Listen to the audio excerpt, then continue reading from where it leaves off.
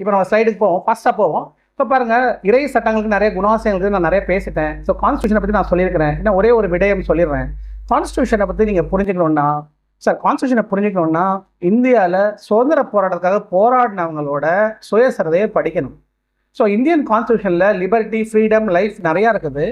So freedom movement தான் the actual source of the constitution of India. இதை நல்லா புரிஞ்சுக்கணும். இந்திய அரசியலமைப்பு ஆவணத்தோடைய மூலம் சுதந்திர போராட்டத்தில் இருக்குது. இப்போ நம்ம வகுப்பில் நான் கேட்குறேன், பகத்சிங்கோட லெட்டர்ஸை இப்போ இந்தியாவில் லிபர்ட்டின்ற வார்த்தை இருக்குது, எல்லா பிரஜைகளுக்கும் சுதந்திரம் இருக்குது. இப்போ நமக்காக சுதந்திரம் போராடினாங்கல்ல, முஸ்லீம்களோ மாற்று மத சகோதரர்களோ, முஸ்லீமாக இல்லாமல் இருக்கலாம், இஸ்லாமிய குணவாசியம் இருக்கலாம், ரைட், அண்ட் மனிதர்கள் நேசிச்சுக்கலாம். இப்போ அவங்க நமக்கு நெருக்கமானவங்க தானே. அவங்க லிபர்ட்டியை பற்றி அவங்க ஜெயிலில் இருக்கும்போது லெட்டரில் எழுதியிருப்பாங்கல்ல. இப்போ சுதந்திரம்னா பிரிட்டிஷ்னால அடக்குமுறையில் வச்சு அப்போ அவங்க சுதந்திர காத்து வேணும்னு நமக்காக யோசிச்சிருப்பாங்கல்ல. அவங்களோட எழுத்துக்களில் உண்மை இருக்குமா? லிபர்ட்டியோட டெஃபினிஷன் இருக்குமா? இப்போ இதை இந்த கால புத்தகங்கள் அவ்வளோவா சொல்கிறதே இல்லை. ஸோ யாராவது சொல்லுங்கள் பார்ப்போம். பகத்சிங் அவரோட கடைசி லெட்டரை எவ்வளோ பேர் படிச்சிருக்கீங்க?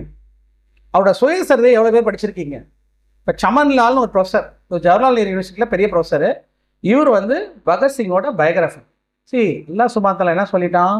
சல்லாஹ் பின்பற்றுகன்ட்டான். அப்போ என்ன ஸ்டடி வெளியில் வருது? Biographical studies. ஸோ உங்கள் ஒவ்வொருத்தருக்கும் சல்லாஹ் நிலையான முன்மாதிரி. இப்போ நிகழ்காலத்தில் முன்மாதிரியோட சுயசரிதத்தை படிக்கணும். அது இறந்து போயிட்டவங்க, தப்பு மேலும் பண்ண மாட்டாங்க, நல்ல வாழ்க்கையை வாழ்ந்தவங்க, சுயநலம் இல்லாமல் இருந்தவங்க, இவங்களோட பயோகிராஃபியை நீங்கள் படிக்கணும். ஏன்னா அவங்க நமக்காகவும் வாழ்ந்துக்கிறாங்க, உண்மையா இல்லையா? ஸோ பயோகிராஃபிக்கல் ஸ்டடீஸ் முக்கியமான துறை. இப்போ நிறைய சுயசரிதையை நீங்கள் படிக்க ஆரம்பிக்கணும். ஸோ கான்ஸ்டியூஷனை புரிஞ்சுக்கணுன்னா எதை படிக்கணும்? ஃப்ரீடம் மூவ்மெண்ட்டை படிக்கணும். இப்போ நம்ம எல்லாம் சொல்கிறாங்கல்ல, எப்போ உனக்கு நீ இந்தியாவை நேசிக்கிறியா இல்லை நீ முஸ்லீமா? உனக்குள்ள பேட்ரியாட்டிசம் இருக்குதான்னு கேட்குறாங்க. இப்போ நான் பல சபைக்கு போகிறேன், இல்லை என்னோட ஸ்டூடெண்ட்ஸ்லாம் பேசுகிறாங்க, முஸ்லீம் ஸ்டூடெண்ட்ஸே இருக்கிறாங்க. அவங்கெல்லாம் பகத்சிங்லேருந்து சுபாஷ் சந்திர போஸ் எல்லாரும் பற்றியும் பேசுவாங்க. குற்றச்சாட்டு சொல்கிறேன்ல, நான் உள்ளபூர்வமாக தானே பேசுகிறேன், அவங்களோட தியாகத்தை நான் எடுத்து தானே சொல்கிறேன். அவங்க கூட இப்படி பேச மாட்டாங்க. நமக்கு அல்லாஹ் ரசூலும் சொல்லி கொடுத்துருக்காங்க, உண்மையை கொண்டு போங்க, தீமையை தடுங்க. பகத்சிங்கோட லெட்டரில் எழுதுறாரு, இந்த தூக்கில் போட போகிறாங்க, நான் இந்த நாட்டுக்காக 1001 கூட பண்ணலை, நான் இறந்து போனாலும் தாய்மார்கள் குழந்தைங்களை சோர்ந்த பற்றோட வளர்க்கணும். அதில் ஒரு லைன் எழுதுறாரு, நாட்டோடைய நேசமும் மனித இனத்துக்கான நேசமும் எனக்குள்ள அணையாத விளக்குன்னு எழுதுறாரு. அவர் என்ன சொல்றாரு? Love for the nation, love for a humanity. அவர் முஸ்லீமா இல்லையான்றது அடுத்த கொஸ்டின். இஸ்லாம் அவர்களை பார்க்க முடியுதா இல்லையா? இஸ்லாம் தானே சொல்லுது. அவர் கடைசியாக சொல்றாரு, ஒன்னே ஒன்று தான் நான் ஆசைப்படுறேன், எனக்கு தூக்கில் தொங்கப்பட போகிறாங்க, எப்படியாவது நான் அந்த பனிஷ்மெண்ட்டை வாங்கிடுவேன், ஷஹாதத்தை விரும்புகிறார். மாத்தியாரா ஆகணும்னு. இதெல்லாம் முஸ்லீமோட மாண்பு தானம்மா. இந்த பகத்சிங்கை பற்றி நம்மளே பேசலை. அப்போ அவங்க சந்தேகம் தானே வரும். அப்பா நீ பகதூர் ஷாவை சொல்கிற, திப்பு சுல்தானை சொல்கிற, வேறு யாருமே நீ பேச மாட்டேன்றியே. நம்ம அப்படிதான், நம்ம ஒரு குளத்தில் இருக்கக்கூடிய மீன்கள் பொது குளத்தில் போட்டால் சலாம துவாலாம் அவங்களுக்கும் புரியாது, நம்மளும் கேட்க மாட்டோம், அவங்களோட நம்மளால பழகவே முடியாது. அந்த அளவுக்கு நம்ம ஐசோலேட்டடாக வாழ்ந்துட்டு இருக்கோம். நம்மனா உங்களை சொல்லலை, இப்போ அர்பனோ சிட்டியில் இருக்கிற முஸ்லீம்ஸும் அப்படிதான், க்ளோஸ்டு கம்யூனிட்டி. ஆனால் அல்லாஹ்வும் தூதரும் உலக community, it's a world community. உம்மா world nation, it has become ஒரு தெருவில் இருக்கக்கூடிய நேஷன் மாதிரி ஆகிப்போச்சு. ரொம்ப க்ளோஸ்டு கம்யூனிட்டி. குடும்பத்தோடு இருப்பாங்க, ஜமாத்தோடு இருப்பாங்க, அவ்வளோ. அவங்களுக்கு உலக ஞானமும் இருக்காது. சல்லாஹ் மெத்தடை இன்னைக்கு எப்படி அப்ளை பண்ணவும் தெரியாது. சில பேர் நல்ல அறிஞ பெருமக்கள், முன்மாதிரிகள் இதை சொல்லி காமிச்சாலும் நமக்கு புரியாது. நம்ம குறைவான ஒரு ஞானத்தில் நம்ம வாழ்ந்துட்டு இருக்கோம். இப்போ இந்த எக்ஸாம்பிள்லாம் உங்களுக்கு புரியுதா இல்லை நான் பேசிட்டு இருக்கேன்னா? ஸோ இதை நல்லா விளங்கிக்கணும். நான் திருப்பி சொல்கிறேன், நான் சொல்கிறது நீங்கள் புரிஞ்சுக்கணும்னு அவசியம் இல்லை. இன்றைக்கி இந்த மாஹூல்லாம் இதை ரெடி பண்ணுறாங்கன்னா உங்கள் மேலே ஒவ்வொருத்தர் மேலேயும் அது அமானத். பெரியவங்க அல்லாஹ்க்கு அவங்க பதில் சொல்லுவாங்க. உங்களுக்கு அந்த கேள்வி கிடையாது, எங்களுக்கு அந்த கேள்வி. உங்களோட பிரெயினை எல்லாம் என்கிட்ட கொடுத்தான்ல, நாங்கள் தான் லெக்சர் எடுக்கிறோம். அதிகமான கேள்வி யாருக்கு? ஆசிரியருக்கு. ஆனால் அந்த செய்தியை உங்களுக்கு சொன்ன உடனே அது அமானத்தான் மாறுது. உங்களுக்கு அந்த கேள்வி வருமா இல்லையா? அல்லாவோட கேள்விக்கு நம்ம பயப்படணுமா இல்லையா? இந்த ஞானத்தை கொண்டு நீங்கள் என்ன பண்ணீங்க? ஸோ அதனால் இந்த மாதிரி சிட்டிங்லாம் அகைன் நான் ஆரம்பம் சொன்ன மாதிரி ஃபஸ்ட்டு பிளெஸ்ஸிங்கு, ரெண்டாவது ரெஸ்பான்சிபிலிட்டி. ஃபஸ்ட்டு ஒரு அல்லாஹ்கிட்ட வரக்கூடிய சுப செய்தி, ரெண்டாவது என்ன வருது? கடமையும் கேள்வியும் வருது. இதை நல்லா புரிஞ்சுக்கோங்க. சரி, இப்போ நம்ம அடுத்த ஸ்லைடுக்கு போவோம். இந்த ஸ்லைடு பார்த்தீங்கன்னா கான்ஸ்டியூஷனல் மொராலிட்டி இந்த வார்த்தையை நல்லா ஞாபகம் வச்சுக்கோங்க. அம்பேத்கர் அறிஞர் அம்பேத்கர் வந்துட்டு இந்திய அரசியலமைப்போட ஆர்கிடெக்ட்னு வாங்க, அதாவது அதை உருவாக்கின தந்தைன்னு வாங்க. அவர் மரணிக்கிறதுக்கு முன்னாடி அவர் உடம்பு ரொம்ப முடியாத சூழ்நிலையில் அவர்கிட்ட போய் ஒரு கேள்வி கேட்டாங்க. நீங்கள் நிறையா பதில் சொல்லிட்டீங்க, இந்த அரசியலமைப்பு ஆவணத்துக்கு மேலே இதோட செயல்பாடுல எதன் மேலே நீங்கள் நம்பிக்கை வைக்கிறீங்கன்னு கேட்டாங்க. அப்போ அண்ணல் அம்பேத்கர் சொன்னார், நாங்கள் இந்த கான்ஸ்டியூஷனில் சில கோட்பாடுகளை போட்டிருக்கோம். இந்த கோட்பாடுகள் எல்லாமே மனித நேயத்தையும் அறம் சார்ந்த விஷயம், அன்பு சார்ந்த விஷயத்த கொண்டு போகிற மாதிரி சில கோட்பாடுகள் இருக்குது. இந்த கோட்பாடுகள் இந்த ஆவணத்தை பல சூழ்ச்சியிலிருந்து காப்பாற்றும். அப்போ அவங்க கேட்டாங்க, அதுக்கு பேர் என்ன, அந்த தத்துவத்துக்கு பேர் என்னங்க? அதுக்கு பேர் கான்ஸ்டியூஷனல் மொராலிட்டின்னு. இந்த கான்ஸ்டியூஷனில் சில மாரல்ஸ் இருக்குது, சில நற்பண்புகளை வச்சிருக்கிறோம், நல்ல நேயங்களை உள்ள கொண்டு வந்திருக்கோம். இந்த நற்பண்புகள் இது அவர் ஹைதராபாத்தில் அவரோட சுயசரிதையில் பதிவு பண்ணப்பட்ட ஒரு சொல்லு. இந்திய உச்சநீதிமன்றம் பல தீர்ப்புகளில் மிகப்பெரிய வார்த்தையாக அவங்க பயன்படுத்தக்கூடிய சொல்லே இதுதான், கான்ஸ்டியூஷனல் மொராலிட்டி. அவங்க சொல்லுவாங்க, எங்களை கான்ஸ்டியூஷனோட மாரல்ஸ், கான்ஸ்டியூஷனோட நற்பண்புகள் எங்களை வழிநடத்துது, எங்களோட மனசாட்சியை இதுதான் கொண்டு போகுது.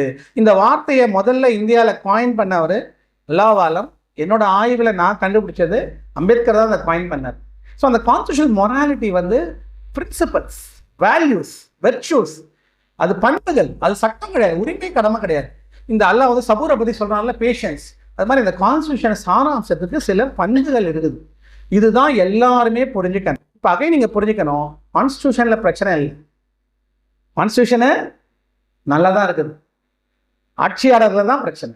அந்த ஆட்சியாளர்கள் மனித ஈகோஸ், லா மேலே குறை சொல்லக்கூடாது. லாவில் நம்ம ஈமானில் பிரச்சனையெல்லாம் பார்க்கக்கூடாது. இந்த லா இஸ்லாமுக்கு ஒத்து போன லா தான். இந்த லாவில் சமய உரிமை 100% கொடுக்கப்பட்டிருக்குது. இஸ்லாமியர்கள் குர்பானி தரலாம், பள்ளிவாசலுக்கு போகலாம், அவங்க சமய சட்டத்தை பின்பற்றலாம், மற்றவங்க இஸ்லாமை ஏற்றுக்கலாம், இஸ்லாமை பரப்புரையும் பண்ணலாம். இதெல்லாம் நான் பின்னாடி சொல்ல போகிறேன். இவ்வளோ இருந்துச்சுன்னா அந்த ஆவணத்துக்கு நம்ம மதிப்பு தரணுமா இல்லையா? அந்த ஆவணம் சமூக ஆவணமா இல்லையா? அதில் சமத்துவம் இருக்குதா இல்லையா? ஸோ இப்போ இதை நம்ம முதல்ல புரிஞ்சுக்கணும். இதை வாதாடுறவங்க தான் இந்த உள்ளத்தை புரிஞ்சுக்கணும். சரி, இப்போ இந்த என்னெல்லாம் தலைப்பு பார்க்கலாம். ஃபஸ்ட்டு என்ன, டிக்னிட்டின்ற வார்த்தை இருக்குது. இப்போ ஒவ்வொன்றுமே ஒரு லெக்சர் இல்லை, ஒவ்வொரு தலைப்புமே உங்களுக்கு பல சொற்பொழிவுகள் ஆற்றணும். சுருக்கமாக சொல்லிடுறேன். மனுஷனுக்கு கண்ணியம் முக்கியமா இல்லையா? உங்களை எவ்வாறு நடத்தப்படணும்னு நினைக்கிறீங்களோ நீங்கள் அவ்வாறு மற்றவங்க நடத்தணுமா இல்லையா? மனித கண்ணியத்தை எழுத நம்மளால் வாழ முடியாதா இல்லையா? ஸோ மனித கண்ணியம் தரப்படணுன்றது அரசு சட்டத்தில் அந்த முதல் பிரியாம்பல்ல தொடக்க உரையிலேயே, அறிமுக உரையிலேயே பயன்படுத்தின வார்த்தை டிக்னிட்டி. இந்தியாவில் வாழக்கூடிய எல்லா மனிதர்களுக்கும் என்ன இருக்கணும்? கண்ணியம். இப்போ உங்களுக்கு என்ன தெரியுமா கண்ணியம் வேணும்? 3 கண்ணியம். மனிதனோட கண்ணியம், அல்லாவோட அடியான ஒரு கண்ணியம், அதுதான் முக்கியமான கண்ணியம். 3வது கண்ணியம், ஆசிரியர் பெருமக்கள் சொல்ற கண்ணியம் என்ன தெரியுமா? Intellectual self respect. கல்வி மூலமா வரக்கூடிய கண்ணியம். வெள்ளையா கருப்பு சலசலம் நீதம் எல்லாமே சமம்ட்டாரு. ஆனா இன்னைக்குமே மாற்று மத சகோதரர்கள் பார்க்குறாங்க, வாயா இருக்காரு, வாயை திறந்தா எவ்வளோ நல்ல வார்த்தைகளை பேசாரு, எவ்வளோ ஞானம் கொண்ட மக்களாக இருக்கிறாங்க, எப்படி இவங்கெல்லாம் படித்தாங்க, என்ன ஆழமான முடிவுகளை சொல்கிறாங்க, நிலைப்பாடோட பேசுகிறாங்க. இவங்க பேசுகிறத பார்த்தா சச்சவரெல்லாம் முடிஞ்சிடும் போல் இருக்கு. நம்மளுக்கு தெரியாத ஞானத்தை பற்றி இவங்க பேசுகிறாங்களே. ஸோ கல்வி தொடர்பாக ஒரு கண்ணியம் மனிதனுக்கு சேரும். அந்த கண்ணியத்துக்கு பேர் என்ன?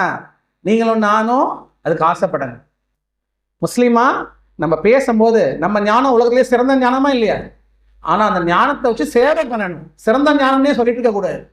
இதுதான் யூதர்கள் சொல்றாங்க, எங்க ரப்பு எங்க குலத்துல தான் நபி தோன்றும். இதுக்கு ரிலீஜியஸ் சுப்பீரியாரிட்டி, சமயம் மூலமாவே ஒரு குலப்பெருமை. அப்படி முஸ்லிம்ஸ் இருக்கக்கூடாது. நடுநிலையான சமுதாயமா இல்லையா? ஆனால் நம்ம கல்வி பேசும்போது என்ன வார்த்தைகள் பேசுகிறாங்க, எவ்வளோ அருமையான தகவலை சொல்கிறாங்க, ஆழமான ஞானம், சிந்திக்கக்கூடிய ஞானம், நாக்கில் ஆரம்பிக்கல, மனசை தொடுது. இவங்களோட ஞானங்களை பார்க்கும்போது நமக்கு ஈர்ப்பு வருது. வாழ்க்கையை இப்படி தான் நம்ம வழி நடத்தணும் போல் இருக்கு. ஸோ கல்வி மூலமாக ஒரு கண்ணியம் இருக்குது. ஸோ கண்ணியத்துக்கு பல முகாந்திரங்கள் இருக்குது. சிறந்த கண்ணியம் என்ன? அல்லா தாலா நம்மள மறுமையில் நம்ம குறைகளை மன்னிச்சுட்டு அல்லாவோட அடியானா ஏற்றுக்கக்கூடிய கண்ணியம். கரெக்டாக? ஸோ கண்ணியம் மனுஷனோட உயிர்ன்றதே கண்ணியத்தை வச்சு நிறைய பேர் பார்க்குறாங்க. கண்ணியமாக உயிரானா உயிர் தான் முக்கியம். ஆனால் உயிருக்கு மேலே என்ன பார்க்குறோம்? இந்த கண்ணியம்ன்ற வார்த்தையே எங்கே இருக்குது? கான்ஸ்டியூஷன் இருக்கு. எல்லா பிரஜைகளுக்கும் கண்ணியம் கொடுக்கப்பட வேண்டும். இப்போ ஆவணத்தில் பிரச்சனை இருக்குதா? பிரச்சனை பார்க்க முடியுதா? ஆவணம் இஸ்லாமோட ஒத்து போயிருக்குதா? ஆவணம் இஸ்லாமோடைய மாண்பு தானே ஆவணம் பிரதிபலிக்குது. there's no issue, there's no problem. Okay, so இப்போ ஃபாஸ்ட்டாக முடிச்சிடலாம். செக்யூலர். இந்த செக்யூலர்ன்ற வார்த்தையில் நான் கொஞ்சம் ஃபாஸ்ட்டாக போகிறேன், சும்மா கருதி பிஸ்மில்லான்னு. செக்யூலர்ன்றது நிறைய பேர் நிறைய அர்த்தங்கள் சொல்கிறாங்க. இன்றைக்கி பாபரி மஸ்ஜித் விஷயம் வரும்போது நிறைய பேர் சொல்கிறாங்க செக்யூலர் வார்த்தைக்கு இன்றைக்கி அர்த்தம் மாறி போச்சு, இந்தியாவில் ஒரு ரிலீஜன் தான், அது இந்துசம் தான். ஆக்சுவலாக இந்த அரசியல் சட்டத்தை வந்து எழுதும்போது பின்னாடி இந்த வார்த்தையை இன்செர்ட் பண்ணும்போது அவங்க என்ன மீன் பண்ணாங்கன்னா, அரசாங்கம் வந்துட்டு ஆன்டி ரிலீஜியஸா, ரிலிஜனுக்கு அகென்ஸ்டா, இல்லை ரிலிஜனே அரசாங்கம் பேசக்கூடாதுன்னா என்ன இதுக்கு அர்த்தம்னா, மத சார்பின்மைக்கு என்ன அர்த்தம்னா, ஒரு மதத்தை சார்ந்து இருக்கக்கூடாது, எல்லா சமயங்களுக்கும் அரசாங்கம் பாதுகாப்பு தரணும், எல்லா சமயங்களோட விஷயங்களுக்கும் அரசாங்கம் முக்கியத்துவம் தரணும், எல்லா சமயங்களும் சமத்துவன்றது தான் சிறந்த கருத்து. All religions are in equal footing. All religions are in equal footing. Government is not anti religious. Government is not one religious. Government is not irreligious. என்ன சொல்றது? சமயத்துக்கு எதிரானது மதசார்மை கிடையாது. சமயமே இல்லைன்னு சொல்றதும் ஏத்திஸ்ட் சொல்றாங்க பார்த்தீங்களா, இறை கோட்பாடை மறுத்தவர்கள், அது மதசார்பின்மை கிடையாது. மதசார்பின்னா ஒரே சமயம் தான் மதம்ன்றது, மற்றவங்களாம் மதம் கிடையாதுன்னு சொல்றது கிடையாது. அதான் இப்போ பாபரி மஸ்ஜித் இஷ்யூ, ரைட்?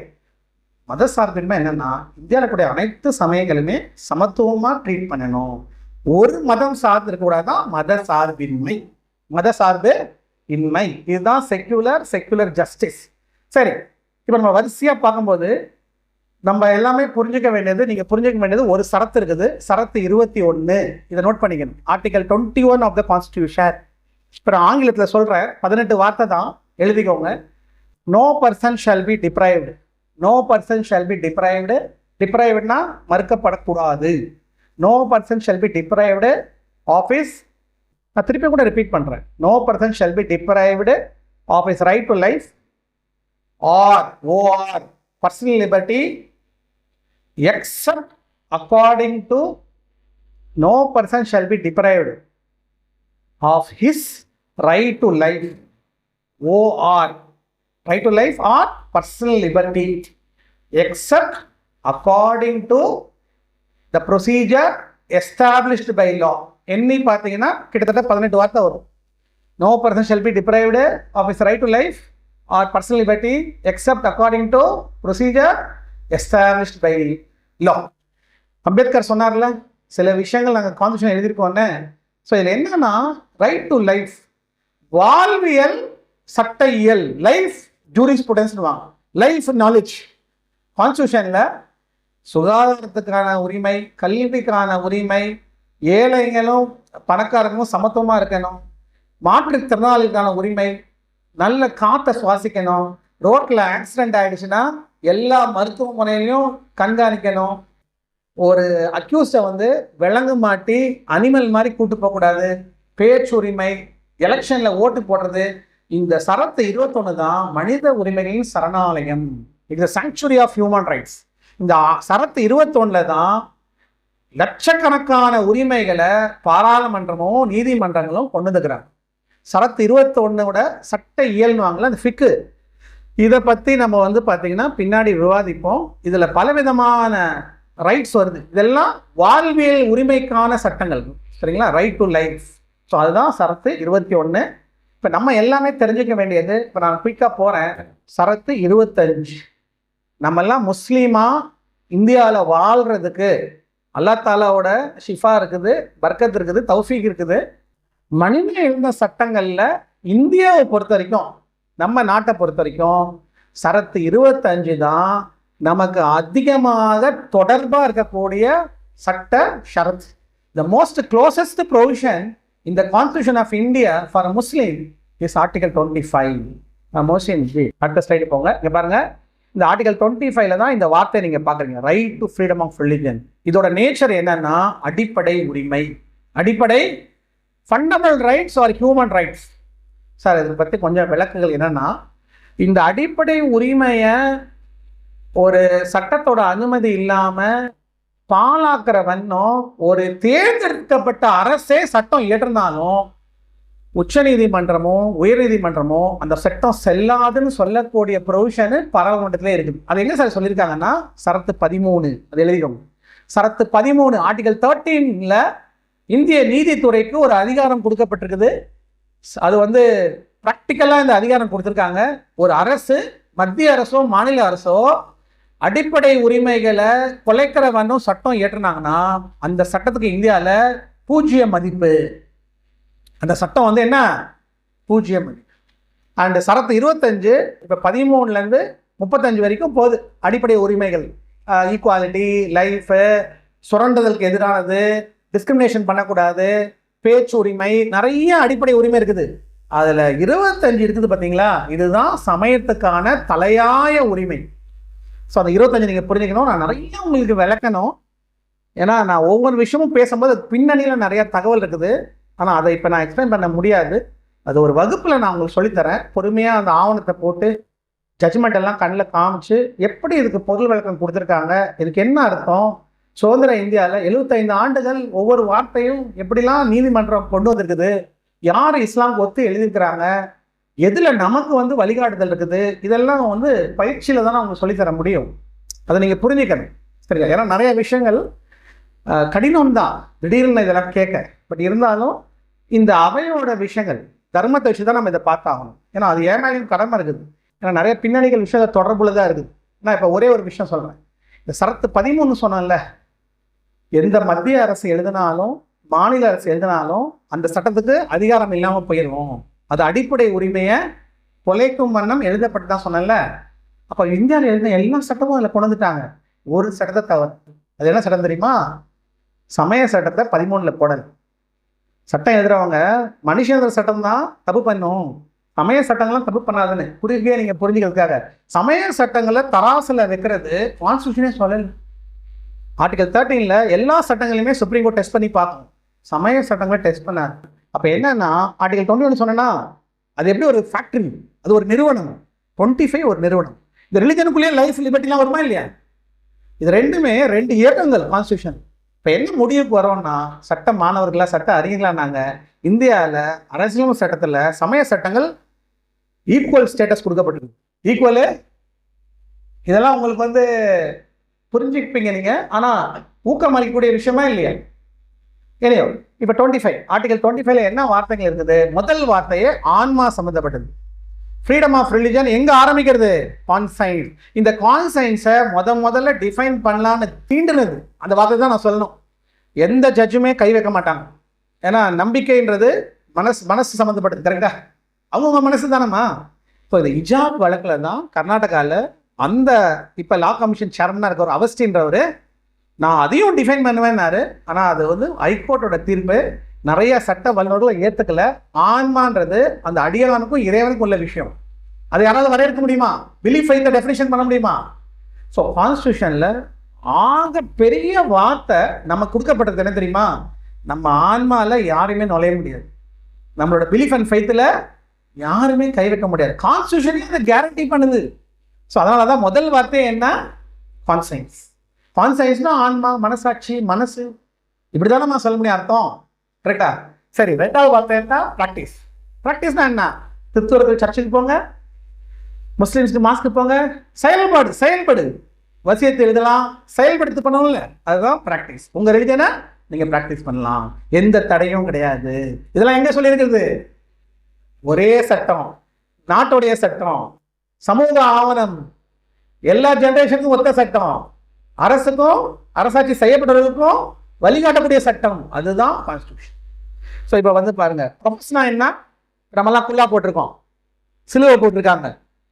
ப்ரொஃபஷனா ப்ரொஃபஷன் இல்லை, அதுக்கு ஒரு அர்த்தம் உண்டு. வியாபாரம் பண்ணலாம், அதுக்கு இல்லை. முதல்ல அது வெளிப்படையாகவும் காமிக்கலாம். நம்ம இப்போ குல்லா போட்டிருக்கோமா, அது வெளிப்படையாக எக்ஸ்பிளைன் பண்ணுறோமா? அடுத்தது என்ன? தாவா பண்ணணும். இது மிகப்பெரிய உரிமையா இல்லையா? என்ன சொல்றாங்க? அரசியல் சாஸ்திரம் என்ன சொல்லுது? எப்பா நீங்கள் தாவா பண்ணிக்கோங்கப்பா, எங்களுக்கும் அறிவுரை சொல்லுங்க. நல்லா புரிஞ்சுக்கோங்க. இறைவன்ற வார்த்தையை கான்ஸ்டியூஷனில் எழுதலாமா வேணாமான்னு பலவிதமான விவாதங்கள் போச்சு. இந்திய நாடு இறை நாடுன்றது சொல்லிடலாமான்றது கிட்ட வந்துட்டாங்க. அந்த பார்ட்டிஷனை மைண்டில் வச்சு ரிமூவ் பண்ணாங்க. ஆனாலும் சில வல்லுநர்கள் முடியாமல் அவங்க என்ன பண்ணிட்டாங்க, இறைவன்ற வார்த்தை கான்ஸ்டியூஷனில் யூஸ் பண்ணணுன்ட்டாங்க. ஸோ அவங்க எங்கே சொன்னாங்கன்னா, நீதிபதிகளை உயர் நீதிமன்றம் உச்ச நீதிமன்றங்களை வந்து தேர்ந்தெடுக்கும் போது அவங்க சத்திய பிரமாணம் எடுக்கும்போது எங்களால முடியாதுப்பா, இறைவனுக்கு பயந்தா ஜட்ஜஸ் ஒழுங்காக இருப்பாங்க. அப்போ கான்ஸ்டியூஷனில் அந்த oath of the judges schedule நிறையா இருக்கும், அட்டவணை. ஒரு ஜட்ஜு ஓத் இருக்கிற ஃபார்மேட்டே கான்ஸ்டியூஷன் இருக்குது. அதில் என்ன தெரியுமா, ஐ ஸ்வேர் பை காடு ஸ்லாஷ் கான்ஸ்டியூஷன் ஆஃப் இந்தியா. உயர் நீதிமன்றம் உச்ச நீதிமன்றம் எதில் வந்து பிரதி பிரதானம் எடுக்கிறாங்க, அல்லா மேலே ஆணையான்றாங்க. அல்லான்றது அவங்களுக்கு புரியாத வார்த்தை. காமன் வார்த்தை என்ன, இறை, தெய்வம், ஆண்டவன், கடவுள், இல்லைன்னா சாமி. ஸோ இது கான்ஸ்டியூஷன்லேயே இருக்குது. இறைவன்ற வார்த்தை கான்ஸ்டியூஷன்லேயே இருக்குது. அல்ஃபாத்தியா மாதிரி மாலிக் யௌமித்தீன் அவன் தான் நிலையான ஜட்ஜ், அதை கான்ஸ்டியூஷன்லேயே ஒத்துக்கிட்டாங்க. பகை நான் சொல்கிறது எல்லாமே மிகைப்பட்ட செய்தி கிடையாது. உங்களை எமோஷனலாக தூண்ட நான் வந்து கிளாஸ் எடுக்கலை. இதெல்லாம் அகாடமிக் எவிடன்ஸ் இருக்குது. சாட்சி கல்வித்துறையில், சட்ட கல்வித்துறையில் இதுக்கு விடயங்கள் கண்ணால் பார்க்க முடியும். ஆனால் என்ன, நம்ம சகோதரர்லாம் சொன்ன மாதிரி நமக்கு விழிப்புணர்வு இல்லை, நம்ம அதுக்கு பயிற்சி எடுக்கிறது இல்லை. அப்படி இருந்தாலும் நம்ம உணர்வு ரீதியாக இருக்கிறோம், கல்வி ரீதியாக இல்லை. நமக்கு சல்லாசலம் முன்மாதிரியாக முதல்ல தெரியணும், அவர் வாழ்க்கையை நம்ம வாழ்க்கையில் மாற்றணும். அப்புறம் நிகழ்கால முன்மாதிரிகள் நம்ம பயோகிராஃபி படிக்கணும். நம்ம இது எதுவுமே பண்ணாத போது நம்ம எப்படி பன்முக நிபுணராக வர முடியும்? குடும்பத்துக்காக வாழ்வோம், குடும்பத்துக்காக இறப்போம், மிஞ்சி போனால் அல்லாக்கும் நமக்கும் உணர்வு. ஸோ அல்லாஹ் செய்ய வேண்டிய கடமைகளை பண்ணுவோம், மனுஷங்கள் பண்ண வேண்டிய கடமையை, அது முக்கியமான கடமை என்ன, இஸ்லாத்தை மற்றவங்களுக்கு சொல்கிறது. அதான் நம்ம வல்லசரு ஒவ்வொருத்தருக்கு நன்மை சொல்கிறவங்க இருக்கணுமா இல்லையா? வல்லசரு சூறால் அதர்மா வருது, சபூராக இருக்கக்கூடிய மக்கள் நன்மை இறைச்சம் கொண்டவர்கள். இன்னொரு கேட்டர் என்ன, ஒவ்வொருத்தருக்கு நன்மையை சொல்லக்கூடியவர்கள். ஸோ தாவா பண்ணுறதுக்கு இது அத்தனையுமே தேவை. நான் இன்னுமே ஐக்கிய நாடுகள் சபையை உங்களுக்கு சொல்லலை. பாலஸ்தீன் வழக்கு சவுத் ஆப்பிரிக்கா எங்கே போட்டுச்சு, கென்யாலாம் எங்கே நடக்குது, உலகளாவிய சட்டம்னா என்ன, பன்னாட்டு சட்டம்னா என்ன, அதெல்லாம் கிளாஸ் எடுக்கல. கான்ஸ்டியூஷனை பற்றி தான் பேசிகிட்டு இருக்கேன். அந்த சட்டமும் தெரிஞ்சுக்கணுமா இல்லையா? போர் சட்டம்னா என்ன, தூதுறோம்னா என்ன, மனித உரிமை சட்டம்னா என்ன, சுற்றுச்சூழல் சட்டம்னா என்ன, பொது சட்டம்னு ஒன்று இருக்குது இல்லை. எல்லா மனிதர்களும் ஐக்கிய நாடுகள் சபையில போய் பேசுகிறாங்களா இல்லையா தலைவர்கள்? இது வெறும் ஒரு பகுதி தானே உங்களுக்கு எடுக்கிறேன். சட்டத்தில் நிறைய கிளைகள் இருக்குது. இன்டர்நேஷனல்ன்றது அச்சு அசல் அப்படியே இஸ்லாமிய சட்டத்தோட வெளிப்பாடு தான். மனித சமூகத்துக்கு ஒரு சட்டம். ஸோ இப்போ இதுவுமே மனித சட்டத்தில் என்ன உண்மை போய் கலந்துருக்கும், உண்மையே இருக்கும். உண்மை இருக்குமா இல்லையா? இப்போ இது மாதிரி சர்வதேச சட்டத்தை பற்றி உங்களுக்கு சொல்லித்தரேன்.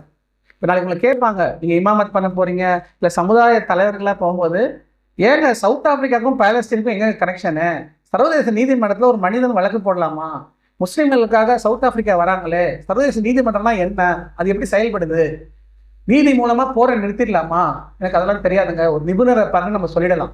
அந்த மாதிரி மனிதர்கள் இன்னைக்கு தேவையில்லை. நோ ப்ராப்ளம் பர்சன் இல்லை சார், நான் யாருக்கும் பாதமும் ஒன்று பண்ண மாட்டேன், நல்லதும் பண்ண மாட்டேன். இன்னைக்கு நிறைய பிரச்சனை இருக்குது. கான்ட்ரிபியூட்டரி பர்சன்ஸ் வேணும். எனக்கு தெரியாதுன்னு சொல்கிறதும் இல்லை, நம்ம சுய பெருமைக்காகவும் பேசுகிற மனிதர்கள் தேவையில்லை. அல்லாவும் தூதரையும் கட்டுப்பட்டு மார்க்க கல்வியும் இருக்கணும், இந்த துனியாவோட விஷயங்களை கற்றுக்கிட்டு தாவாவோட மனநிலையில் போராட தயாராக இருக்கணும், கல்வி தளத்தில் பண்ணணும். அப்துல் கலாம் அடிக்கடி ஒரு வார்த்தை யூஸ் பண்ணுவார். என்ன வார்த்தை? Knowledge based revolution. Knowledge based, அதுதான் இந்த கல்வி கட்டளை வந்து அறக்கட்டளை உங்களுக்கு வந்து அகாடமிக்காக இஸ்லாம் ஒத்து உங்களை எப்படி பயனுள்ள மனிதர்கள் ஆக்கலான்றது அந்த புரட்சி தான், புரட்சிக்கான வித்து தான் இந்த கல்வி தளம். அந்த விதைகள் அவங்க சொல்ல குருமார்களோட போதனைகள். அந்த விதை யாரு, அந்த மரமாக வரக்கூடியது யாரு? இந்த யூத். உங்கள் ஜென்ரேஷன் தான். இந்த அல்லாஹ் நீங்கள் முந்தியோ நாங்கள் முந்தியோ, உங்களுக்கும் எங்களுக்கும் 20 வயசு டிஃப்ரென்ஸ். கரெக்டாக? குறைஞ்சபட்சம் சில பேருக்கு 30-40 வயசு டிஃப்ரென்ஸு. ஆலிம் அறிஞருக்கும் எனக்கும் 10 வயசு இருக்கும். நான் இளையவனாக இருக்கலாம், எனக்கும் உங்களுக்குமே 20 வயசு இருக்குது. ஸோ நாங்கள் வந்து அல்லாஹ் தரணும் அயாத்து. நாங்கள் வஃபாத் ஆனதுக்கப்புறமும் இந்த மண்ணில் நின்று பண்ணக்கூடிய சேவைகளை யார் பண்ண போகுது? உங்களோட ஜென்ரேஷன், உங்களோட ஜென்ரேஷன். ஸோ அதான் சொல்கிறேன், நீங்கள் தான் ஹோப்பு. இவங்கெல்லாம் இவ்வளோ சொல்கிறாங்கன்னா எதுனா யூ ஆர் த ஹோப். ஏனே ஆகும். ஸோ இப்போ நம்ம ஃபாஸ்ட்டாக போயிடுவோம், அடுத்த சைடுக்கு போகணும்னா. ஸோ நிறைய விஷயம் நான் சொல்லணும். இந்த இடத்துல வந்துட்டு உங்களுக்கு வந்து மோசின் பிரதர் சொன்னார், இந்த மாதிரி அரசியலமைப்பு சட்டம் வந்து பாபரி மஸ்ஜித் தீர்ப்புலேருந்து நிறைய தீர்ப்பு கோப்புக்கெல்லாம் நீங்கள் படிக்க கற்றுக்கணும்னு ரொம்ப ஒரு முக்கியமான வார்த்தையை அவர் சொல்கிறதா நான் பார்த்தேன். ஏன்னா இந்த அரசியல் சட்டத்துக்கு யார் பொருள் விளக்கம் தர முடியும்? இப்படி ஒரு ப்ரொவிஷன் கிடையாது.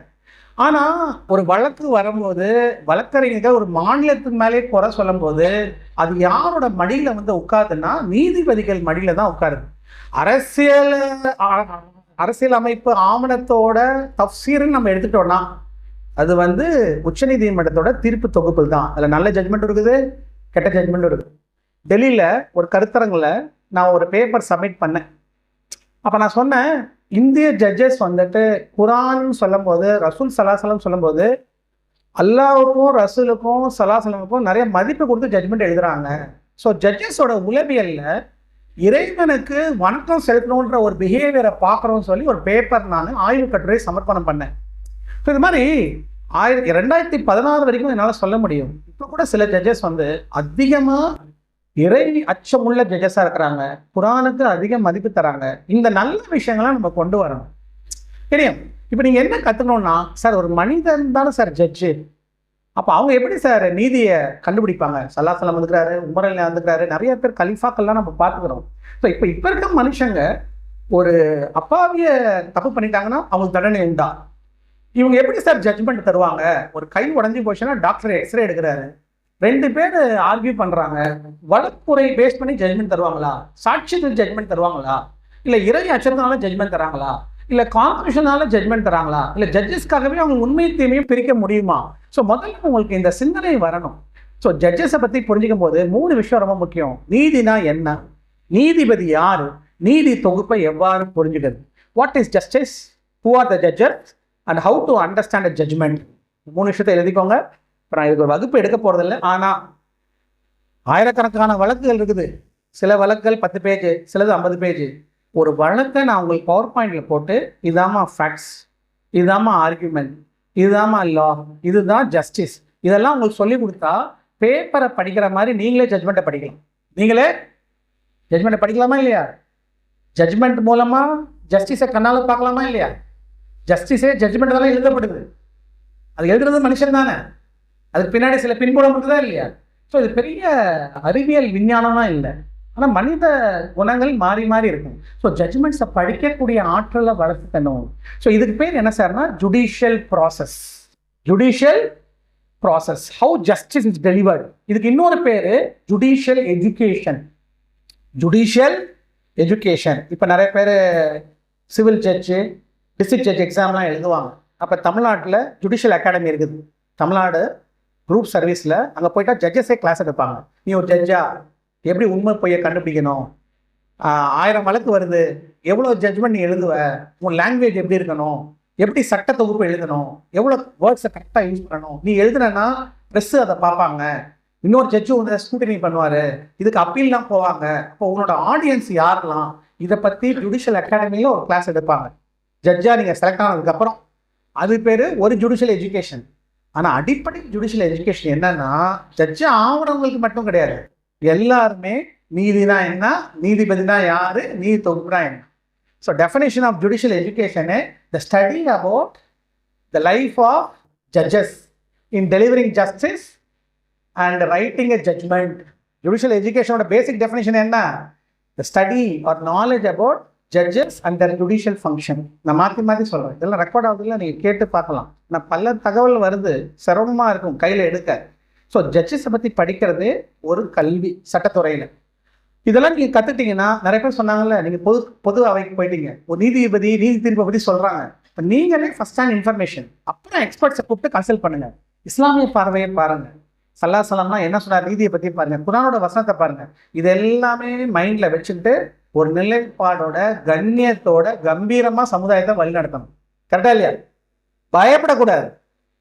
எனக்கு தெரியலையே, யாராவது கேட்கணும், ஒதுங்கி போகக்கூடாது. எனக்கு தெரியல, ஒளிஞ்சு போகக்கூடாது. சல்லாசலம் என்ன கற்றுக் கொடுத்துக்கிறாரு? லைஃப் ஃபுல்லாக அவருக்கு கஷ்டம்தான், பல போராட்டமாக இல்லையா அவர் லைஃப்பில். இருந்தாலும் ஆக்கிரான்னு இருந்தார். யார் நம்மளே கஷ்டமாட்டினா மற்றவங்களை எப்படி அட்டன் பண்ணுறது? Psychologically very strong. அந்த மனசு எப்படிப்பட்ட மனசு? மெர்சி மனசு. என்ன? Unconditional love and affection. நீங்கள் இதுதான் மற்றவங்களுக்கு நாலேஜும் தேடுதல், சக்ஸஸும் தேடுதல்.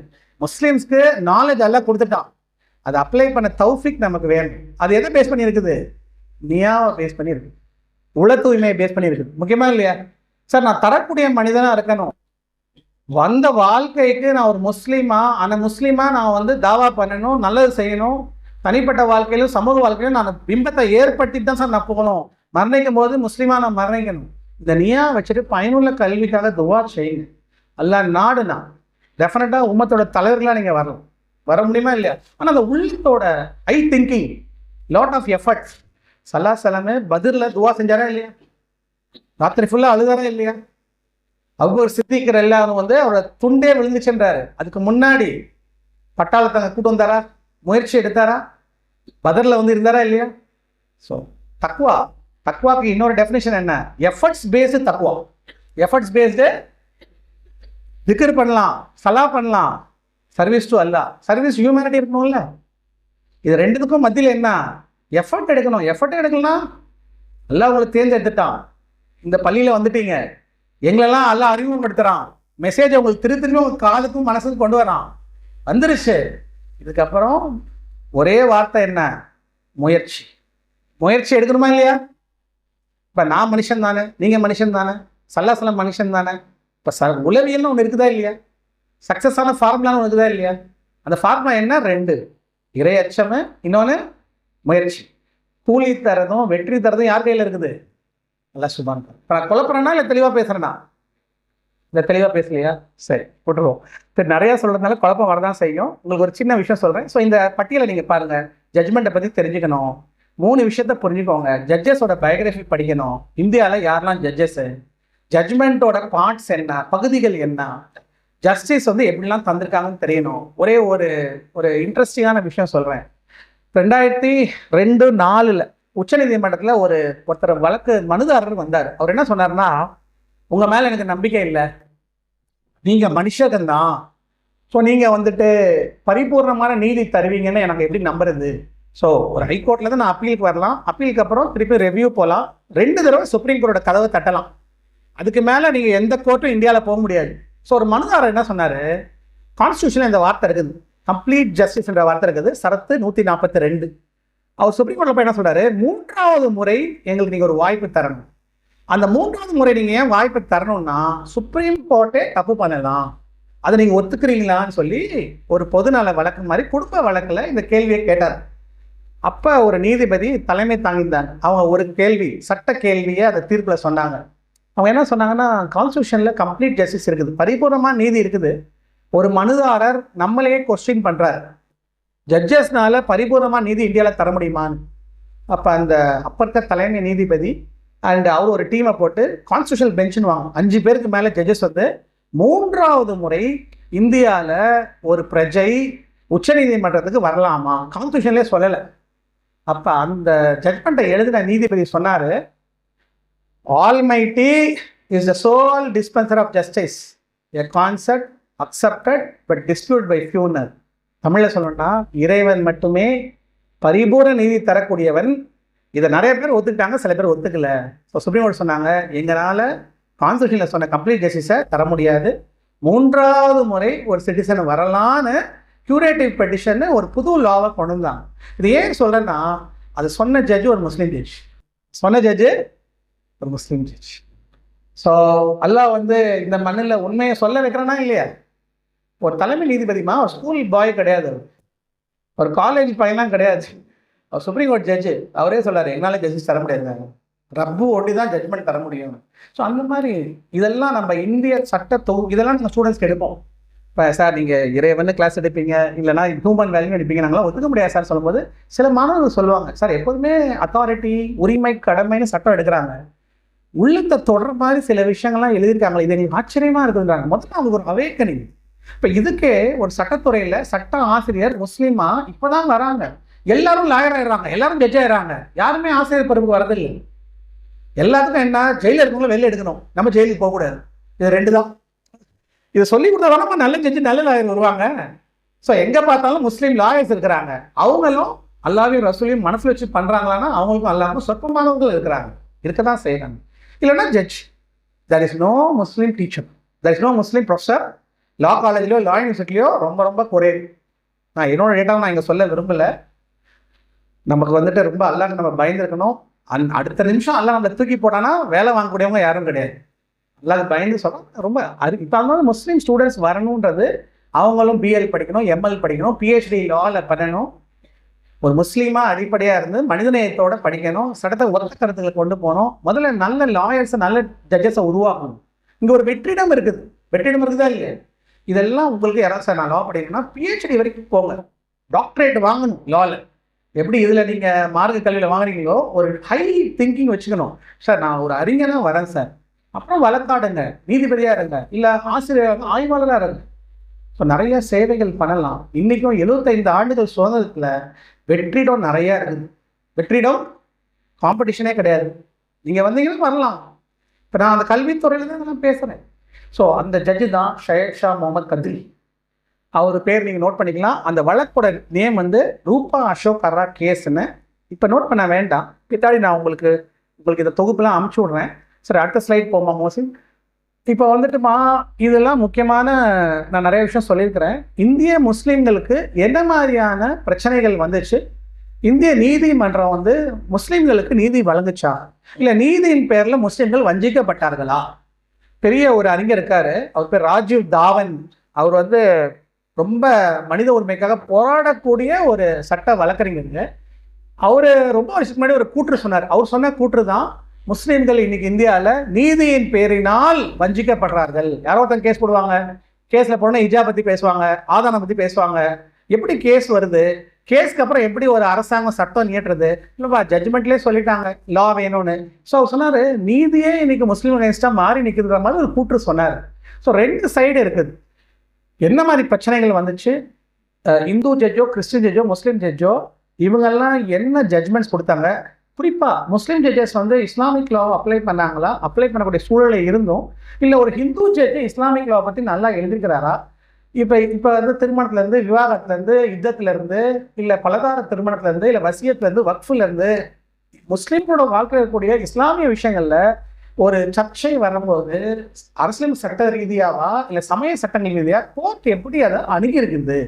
ஸோ இந்த கேசஸ்லாம் 1950 இன்னைக்கு வரைக்கும் என்ன ஒரு 20 கேஸ் சொல்லலாம். 20 கேஸ் தான் சொல்ல முடியும். ரொம்ப ரொம்ப முக்கியமான வழக்குகள். உதாரணத்துக்கு நிறைய பேருக்கு இந்த கேஸை பற்றி தெரியாது.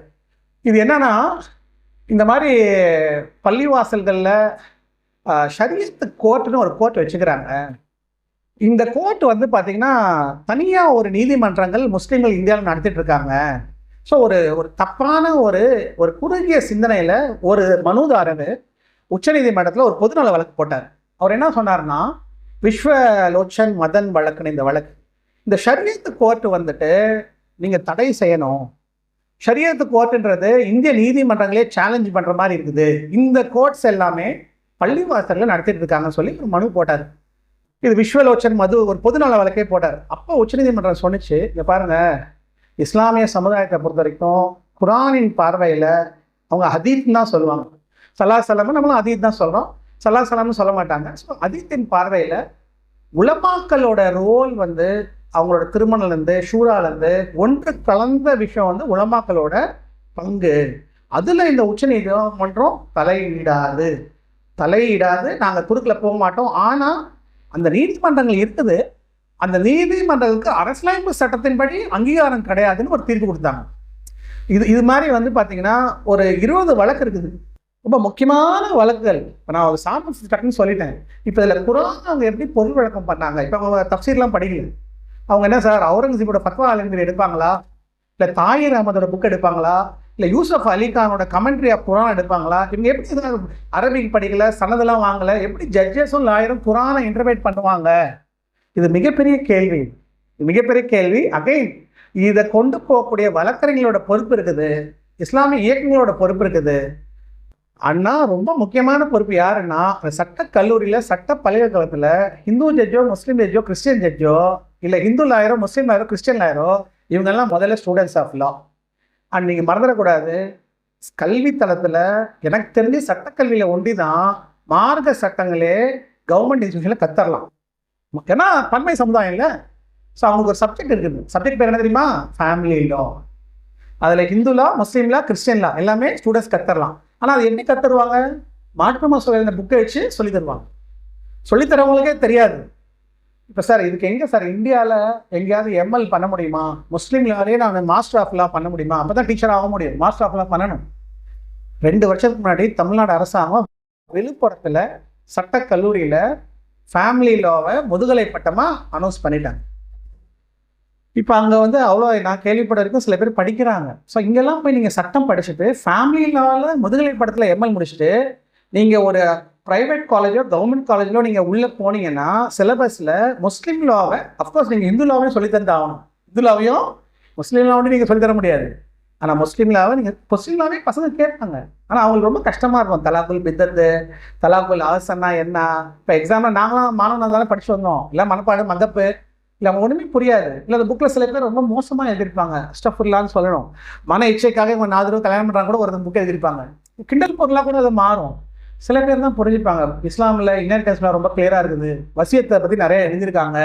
வசியானா என்ன, ஹதீத்தெல்லாம் வச்சு இவங்க பார்க்குறாங்க. இவங்க குரானை வச்சே லா எழுதுறாங்க. குரான வரிசையில் தான் திருமணத்தை பற்றிலாம் வருது.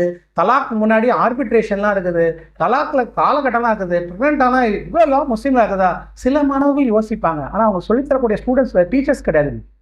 ஸோ இது நல்லா நீங்கள் புரிஞ்சுக்கணும். பேசிக் ப்ராப்ளம் எங்கன்னா இஸ்லாமிக் எஜுகேஷனிஸ்ட்டை நம்ம உருவாக்கல. இந்த சமுதாயம் வந்து 2 விஷயத்தில் ரொம்ப கஷ்டப்படுது. ஒன்று கல்வி, இன்னொன்று என்ன டிபார்ட்மெண்ட்டு, 2 டிபார்ட்மெண்ட் நமக்கு ரொம்ப கஷ்டம் இன்னைக்கு. ஒன்று எஜுகேஷன், இன்னொன்று சோஷியல் ஒர்க், இன்னொன்று சோஷியல். இதில் இப்போ குறை சொல்ல முடியாது. இல்லை, கிறிஸ்டியன் மிஷனரிஸ் அவ்வளோ எஜுகேஷன் வச்சுருக்காங்கல்ல. லெப்ரஸிலேருந்து மென்டல் இல்னஸ்லேருந்து எவ்வளோ ஹோம் வச்சுக்கிறாங்க. சலாசலமும் அல்லாஹும் ரஹ்மான் ரஹீம்னா என்ன, மெர்சிஃபுல். கரெக்டாக நம்ம 2த்தையுமே நம்ம ரொம்ப திண்டாடும். நம்ம வெள்ளம் வந்துச்சுன்னா, புயல் வந்துச்சுன்னா சகோதரர்கள் பண்ணுறாங்க. போற்றத்தக்கக்கூடியது. எப்போதுமே பண்ணணும். எப்போதுமே இங்கே சென்னையில் 1000 இருக்குதுமா என்ஜிஓ. நான் ஹியூமன் ரைட்ஸ் ஸ்டூடெண்ட்ஸ் இருக்கும்போது கொண்டு போவேன். என்ஜிஓவில் போய் இன்ட்ரடியூஸ் பண்ணுவேன். அவ்வளோ முஸ்லீம் என்ஜிஓஸ் கிடையாது. இருக்காங்க, அவ்வளோ இல்லை. கிறிஸ்டியன்ஸ் இருக்கிறாங்க நிறைய பேர். இல்லைனா சோஷியல் ஒர்க் டிபார்ட்மெண்ட்டில் பண்ணுறாங்க. ஸோ இதெல்லாம் உங்களுக்கு ஏன் சொல்கிறேன்னா, என்ன தேவை, கல்வியில் நம்ம என்ன சாதிக்கலாம், எப்படி நம்மளை மோல்டு பண்ணிக்கணும், இது எல்லாம் வகுப்பறையில் சொல்ல வேண்டிய விஷயம். இதுதான் ட்ரைனிங். இது ட்ரைனிங். இங்கெல்லாம் விழுக்காடு, இங்கெல்லாம் ஒரு வெற்றிடம் இருக்குதா இல்லையா? யாராவது மறுக்க முடியுமா? சோஷியல் ஒர்க்கில் நம்ம நம்பர் 1 இந்தியாவில். எஜுகேஷனில் நம்ம நம்பர் 1. நம்பர் 1ன்னா நம்ம மதிப்புக்காக சொல்லலை. அப்படி விளங்குறோமான்னு கேட்குறேன். யார் பெரிய இந்தியாவில் ஃபிலாசபி எக்ஸ்பர்ட்டு? இந்தியாவில் முஸ்லீம் ஃபிலாசபர் யார்? ஃபிலாசபி டிபார்ட்மெண்ட் நீங்கள் போனீங்கன்னா முதல் நாள் என்ன தெரியுமா கேள்வி கேட்பாங்க? நீ யாரு, உன்னை யாரு படைச்சா, இதுதானே இஸ்லாமு. ஸோ அந்த டிபார்ட்மெண்ட்டில் இந்த கேள்வியே கேட்கப்படுது. முஸ்லீம்ஸ் இல்லை, யூரோப்பியன் கருத்து அங்கே சொல்லித்தரப்படுது. கரெக்டாக சிலபஸில் பிரச்சனை. ஈஸியாகவே நம்ம தாவா பண்ணலாம். பிஏ, எம்ஏ ஃபிலாசபி, பிஹெச்டி வரைக்கும் போகணும். கவர்மெண்ட் ஆஃப் இந்தியாவே கன்சல்ட் பண்ணணும். ஃபிலாசபியில் இவங்க தான்மா பெரிய ப்ரொஃபஸரு, இவங்க தான்மா நாலேஜபிள் பீப்புளு. அல்லாஹ் குரானில் சிந்திங்க, ஊமை வச்சு, சிவிலைசேஷன் வச்சு எவ்வளோ தடவை ஃபிலாசபியை கற்றுக்கலாம். இப்ராஹிம் அலைஹிஸ்ஸலாம் எப்படிமா கற்றுக்கிட்டாரு? நேச்சரை பார்த்தாரா இல்லையா? இதுதானே ஃபிலாசபி டிபார்ட்மெண்ட், தத்துவியல் டிபார்ட்மெண்ட். இவ்வளோ சிலபஸ் நமக்கு இருக்குது இஸ்லாமில். நம்ம அந்த துறையில் வேக்யூம். சைக்காலஜி படிக்கிறதில்லை, ஃபிலாசபி படிக்கிறதில்லை, சோஷியல் ஒர்க் படிக்கிறதில்லை, லா படிக்கிறதில்லை, எஜுகேஷன் படிக்கிறதில்லை. எல்லா இடத்துலையும் எங்கே இருக்குது? இப்போ இதெல்லாம் வச்சு நம்ம என்ன எமோஷனலாக இருக்கும். நமக்கு துரோகம் பண்ணிட்டாங்க, நம்மளை வஞ்சிச்சுட்டாங்க. ஆப்பர்ச்சுனிட்டி நம்ம உருவாக்கணுமா? ஆப்பர்ச்சுனிட்டி இருக்குதா? 2மே கரெக்ட். ஆப்பர்ச்சுனிட்டி நம்ம உருவாக்கலை. ஆப்பர்ச்சுனிட்டி இருக்குதுல்ல. ஒரு இளையராஜா இன்னைக்கு முதல் இஸ்லாமா சகோதரர்கள் தாவா பண்ணி அல்லாஹ் போட்ட பிக்சர், அல்லாவோட ரஹ்மால இன்னைக்கு முன்னாடி பேசணும்னா இல்லையா? தாவா பண்ணாங்களா? முன்மாதிரியில் இருக்காங்களா? நீங்கள் அந்த முன்மாதிரியாக ஆகணும். ஸோ தான் இந்த சில நான் சொல்கிறதெல்லாம் புக்கில் படிச்சுக்கலாமா? இந்த எழுச்சி வரணும்னா, உணர்வு வரணும்னா, அந்த முஸ்லீமாக இருக்கணும்னா நிறைய யோசிக்கணும், நிறைய உழைப்பு போடணும், எனர்ஜியை கரெக்டாக யூஸ் பண்ணணும். இளமை காலத்தை வந்து ரொம்ப ரொம்ப பொக்கிஷமாக பார்க்கணும். சரி, நான் முடிச்சிடுறேன். இந்த வழக்கெல்லாம் வந்து பார்த்தீங்கன்னா பாபரி மஸ்ஜிது, ட்ரிபிள் தலாக்கு, ஷாரா பானு, அந்த ஹிஜாப் ஜட்மெண்ட்டு, பொது சில் சட்டம், காஷ்மீர் 370, இல்லை காஷ்மீரில் இருக்கக்கூடிய கோத்ராவோட ஜட்மெண்ட்டு, இதெல்லாம் சமயம் கிடைக்கும் போது நான் உங்களுக்கு அந்த ஆவணத்தோடைய கிளாஸ் எடுக்க முயற்சி பண்ணேன். அப்போ உங்களுக்கு உபயோகமாக இருக்குமா? இன்ஷா அல்லாஹ். லாஸ்ட் ஸ்லைடு போமா. ஸோ இப்போ பாருங்கள், இதுக்கு முன்னாடி ஒரு ஸ்லைடுமா, மோஸ்ட்லி இப்போ அதுக்கப்புறம் அந்த இதுக்கு அடுத்த ஸ்லைடு. ஜென்ரலாக சட்ட வார்த்தைகள், சட்டத்தோட வகைப்பாடு, நிகழ்காலத்தில் நடக்கக்கூடிய சட்டங்கள், அதோட தீர்ப்புகள், முஸ்லீம் குறித்திருக்கக்கூடிய ஜட்ஜ்மெண்ட்ஸு, இப்போ லா கமிஷன்லாம் என்ன ரிஃபார்ம் போடுறாங்க, ஒரு நாடு ஒரு தேர்தல்ன்றாங்க, பொலிட்டிக்கல் பார்ட்டிஸ்லாம் ரிப்போர்ட் சப்மிட் பண்ணியிருக்கிறாங்க. ஸோ இதெல்லாம் கொஞ்சம் கற்றுக்கணும். ஒவ்வொருத்தரும் ஒரு சட்ட நூலகம் வச்சுக்கணும். அதுக்கப்புறம் என்ன சொல்லிருக்கேன் பாருங்கள், இந்த மனித உரிமை, இப்போ ராஜீவ் தாவன் சொன்னேன்ல, இது மாதிரி நிறைய அவங்க இஸ்லாம் முஸ்லீம் கிடையாது, மாற்று மாசவர்கள், ஆனால் பாதிக்கப்பட்ட மக்களுக்காக போராடி இருக்காங்க. அவங்களோட ஒர்க்ஸ் எல்லாம் படிக்கணும். அந்த எக்ஸ்பீரியன்ஸ்லாம் உங்களை ரொம்ப என்ன சொல்கிறது ட்ரைனிங் தரும். அண்ட் பேசிக் நாலேஜ் எதுவாக இருக்கணும், அல்லாஹ்வும் தூதர் ஸல்லல்லாஹு அலைஹி வஸல்லம் சொன்ன நாலேஜை வச்சு தான் இது எல்லாத்தையும் பார்க்கணும். சரி, லாஸ்ட்டு நம்ம கொட்டேஷன் போயிடலாம் அல்லாஹ்வோட உதவியில். ஸோ ஒரு ஸ்மால் கொட்டேஷன்மா, எனக்கு சிறு வயசுலேருந்து ரொம்ப பிடிச்ச ஒரு விஷயம். ஸோ அவங்க என்ன சொல்லுவாங்க, சக்ஸஸ் வந்து ஸ்வீட்டு, ரொம்ப இனிப்பான விஷயம், ஆனால் அதுக்கு பின்னாடி என்ன இருக்குது, வேர்வை. ஸல்லல்லாஹு அலைஹி வஸல்லமோட அம்பாசிடர் வெர்ச்சு, உழைப்பாளி அவர் முயற்சி போட்டிருக்காரு. சக்ஸஸ் வந்து ஸ்வீட்டு தான், ஆனால் அதோட சீக்ரெட் என்ன, உழைச்சாதான் சக்ஸஸ் வரும், அமல்கள் பண்ண முடியும். ஸோ லேர்னிங் வந்து எப்போ வந்து நமக்கு வந்து ஒரு பிளெஸ்ஸிங்காக மாறும். ஸல்லல்லாஹு அலைஹி வஸல்லம் இன்ட்யூஸ் பண்ணது என்ன, அல்லாஹ் சுப்ஹானஹு வ தஆலா நமக்கு என்ன சொல்லியிருக்கான், பயிற்சி எடுக்கணும். பயிற்சின்றது சுயபெருமையை வராது. பயிற்சி உங்களுக்கும் அல்லாஹ்க்கும் நெருக்கமானது. பயிற்சி தான் பின்னாடி ஃப்யூச்சர். பயிற்சியில் நிறைய ஆர்வம் காமிங்க. எந்த வகுப்பறையுமே வீண் பண்ணிடக்கூடாது. ஆசிரியர்கள், ஷேக்குங்க, உஸ்தாதுங்க சொல்லித்தரத மனித வாழ்க்கையோட, இஸ்லாமோட பிரச்சனைகளோட, இப்போ இருக்க யதார்த்தத்தோட புரிஞ்சுக்க முயற்சி பண்ணணும். ஸோ பயிற்சியை விட்டுறாதீங்க, அதுதான் நான் சொல்லியிருக்கேன். ஸோ இப்போ ஒரு சின்ன quotation, a Muslim can learn the man-made law with the niyyah to identify and implement such laws consistent with Islam. ஒரு முஸ்லீம் சொல்லக்கூடியவன் அல்லாஹ்வுடைய சொல்லும் திடத்துக்கும் கட்டுப்பட்டவர்கள் மனித எழுத சட்டங்களை கற்றுக்கலாம். எந்த நியாவோட அதை கற்றுக்கிறது சமுதாய பிரச்சனைகளுக்காகவும் இஸ்லாம ஒத்த கருத்துக்களை செயல்படுத்துறதுக்காக கற்றுக்கலாம். அப்படி பண்ண போது என்ன ஆகும்னா, இந்த ப்ராசஸ் டிசமினேட் த ஷரியா. நீங்கள் மாற்று மத சமுதாயத்தோட சட்டத்தை கற்றுக்கும் போது, இஸ்லாம் என்னன்னு பார்க்கும்போது, அந்த அவையில் நீங்கள் இருக்கும்போது இஸ்லாமை சொல்லக்கூடிய வாய்ப்பு வரலாம், தாவா அங்கே நடக்கலாம். அண்டு நீங்கள் வந்து உம்மத்துக்கும் மற்றவங்களோட பிரச்சனைகளுக்கு சென்சிட்டைஸ் ஆகலாம், அண்ட் அதுக்கு தீர்வை நோக்கியும் போக முடியும். இது எல்லாமே நியா சம்மந்தப்பட்டது. உழைப்பு போடணும், பயிற்சி எடுக்கணும், இன்ஷா அல்லாஹ் அல்லாஹ்வோட தௌஃபீக் வரலாம். ஸோ பிஸ்மில்லாஹிர் ரஹ்மானிர் ரஹீம். இந்த வாய்ப்பு கொடுத்த அமீர் கலிமி அரபிக் கல்லூரிக்கும், இந்த அன்வருல் கலிமுல் உலமா அசோசியேஷனுக்கும் அல்லாஹ் சுப்ஹானஹு தஆலா, அதில் சம்மந்தப்பட்ட அனைத்து சகோதரர்களும் குடும்பத்தாருக்கும் அவங்க குறைகளை எல்லாம் மன்னிக்கணும். அல்லாஹ்வையும் தூதரையும் பின்பற்றி அவங்க அமல்களையும் அவங்களுக்கு தெரிந்தும் தெரியாமல் செய்த பாவங்களையும் மன்னித்து மறுமை நாளில் அல்லாஹ் பார்க்கக்கூடிய பாக்கியத்தை அவங்களுக்கு அல்லாஹ் தரட்டும். பிஸ்மில்லாஹிர் ரஹ்மானிர் ரஹீம். ஸோ இந்த சகோதரர்களுக்கு வந்து எங்களோட வாழ்த்துக்கள் இருக்குது. அல்லாஹ்வையும் தூதரையும் பின்பற்றி குர்ஆனோட விளக்க உரையாடக்கூடிய ஸல்லல்லாஹு அலைஹி வஸல்லம் நேசித்து அல்லாஹ் மேலே இறையச்சத்தோட உங்கள் இந்த கல்வி வாழ்க்கை வந்து பயனுள்ள கல்வியாக மாறட்டும். உங்கள் தனி மனித வாழ்க்கைக்கும் சமுதாய வாழ்க்கையிலையும் உங்களோட உள்ளத்துலேயும் உங்கள் செயல்களையும் அல்லாஹ்வையும் தூதரோட நேசத்தினால மாற்று மத சகோதரர்களுக்கு நீங்கள் செய்யக்கூடிய பணிகள்னால அல்லாஹ் அவங்களுக்கு இதாயத்தை தரட்டும். அண்ட் உங்களுக்கும் உங்கள் குடும்பத்தாருக்கும் ஜனத்துல் ஃபிர்தௌஸையும் அல்லாஹ்வையும் பார்க்கக்கூடிய பெரும் பாக்கியத்தை அல்லாஹ் சுப்ஹானஹு தரட்டும். இந்த கல்வி நிறுவனிச்ச அந்த நல்ல உள்ளங்களுக்கும் என்னோட துவாவை நான் வச்சுக்கிறேன். ஸோ பிஸ்மில்லாஹிர் ரஹ்மானிர் ரஹீம். இதில் நான் குறைபடி சொன்னால் அது என் மேலே சாட்டுதல். உண்மையான விஷயங்கள் அல்லாஹ்வே தூய்மையானவன். ஸோ வாய்ப்பு கொடுத்த அனைத்து உள்ளங்களுக்கும் நன்றி சொல்லி அஸ்ஸலாமு அலைக்கும் வரஹ்மத்துல்லாஹி வபரகாத்துஹு.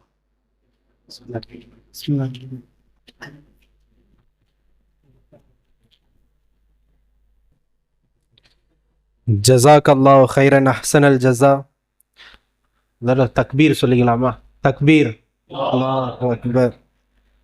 நாரே ரிசாலத். மடை திறந்த வெள்ளம் போல மாஷா அல்லாஹ்.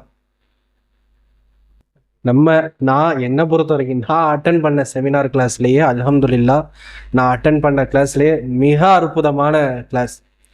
ஒரு சில பேர் இருப்பாங்க, உங்களுக்கு தெரிஞ்ச எல்லா விஷயங்களையும் கடகடன்னு சொல்லிட்டு போயிட்டே இருப்பாங்க. அதில் நம்மளுக்கு தேவையான ஒரு சில விஷயங்கள் தான் நம்மளுடைய மனசில் நிற்கும். We are really impressed. ஆமாம் தானே? இந்த மாதிரி ஒரு பேச்சை நிஜமாலே நீங்கள் யாருமே கேட்டிருக்க மாட்டீங்க. எல்லோருக்குமே சட்டம் படிக்கிறதற்கான ஒரு ஆர்வம், ஆசை இந்த பாடத்தின் மூலமாக நம் அனைவருக்குமே ஏற்பட்டுள்ளது. அல்ஹம்துலில்லாஹ். அவங்களுடைய பயோகிராஃபியோடு வச்சு சொன்னாங்கல்ல, அல்லாஹினுடைய அந்த திருவசனம் தான் ஞாபகம் வந்தது. வல்லதீன ஜாஹது ஃபீனா லனஹ்தியன்னஹும் சுபுலனா. நம்முடைய பாதையிலே நமக்காக யார் முயற்சி செய்கிறார்களோ அவர்களுக்கான எல்லா பாதையும் நாம் அவர்களுக்கு திறந்து விடுவோம், அந்த வழியை ஹிதாயத்தை நாம் காமித்து விட்டோம் என்று அல்லாஹ் சொன்ன அந்த வசனத்திற்கு ஏற்ப அந்த ஜாஹது அந்த வார்த்தையிலிருந்து வந்த முஜாஹிதுல் இஸ்லாம், இஸ்லாத்திற்காக முயற்சி செய்யக்கூடியவர்களாக அந்த பேரில் இருக்கக்கூடிய அசராத் அவர்களுடைய செயலிலேயும் இருக்கிறது. அல்லாஹ் அவர்களை கபூல் செய்வானாக. அவர்களுடைய இந்த உயர்ந்த இந்த ஞானத்தினால் ஏராளமான ஆலிம்கள் பயன்பெற வேண்டும். அந்த ஆலிம்களின் மூலமாக இந்த உம்மத்துகள் பயன்பெற வேண்டும். அவர்கள் சொன்ன என்னென்ன துறைகளிலே, இந்த லாயர்லேயே எத்தனையோ துறைகள் சொன்னாங்க, அந்த ஃபேமிலி லா. இன்ஷா அல்லாஹ் அதை பற்றி நீங்கள் ஆய்வு செய்யுங்கள். உங்களுடைய 7 வருட படிப்பிற்கு பிறகு இந்த துறையில் நீங்கள் எதை படித்து ப்ரொஃபஸர்களாக, ஆசிரியர்கள் இல்லை, டைரக்டா செலெக்ஷன் போலான்னு சொன்னாங்கல்ல, அந்த வழியில ஒரு பேசிக்கலாகவே வி ஆர் டீச்சர்ஸ் தான், ஆலிம்கள். அப்போ நம்ம வேற என்ன பாதையை நம்மளால தேர்ந்தெடுக்க முடியும், என்ன படிக்கலான்றதை நீங்க இப்போதுல இருந்தே சர்ச் பண்ணுங்க. இன்ஷா அல்லாஹ் அது சம்பந்தமான எந்த கேள்வி, எப்படிப்பட்ட வருமானம் சம்பந்தமாக என்ன புத்தகம் படிக்கணும், எந்த காலேஜில் சேரணுன்ற எல்லா உதவியையும் இன்ஷா அல்லாஹ் உஸ்தாத் அவர்கள் நமக்கு எப்பொழுதும் செய்து தருவதற்கு தயாராக இருக்கிறார்கள். அல்லாஹ் அவர்களுக்கு நீண்ட ஆயுளை தந்து வளமான நலமான செழிப்பான வாழ்க்கையை அல்லாஹ் தந்தருள் புரிவானாக. ஆமீன்.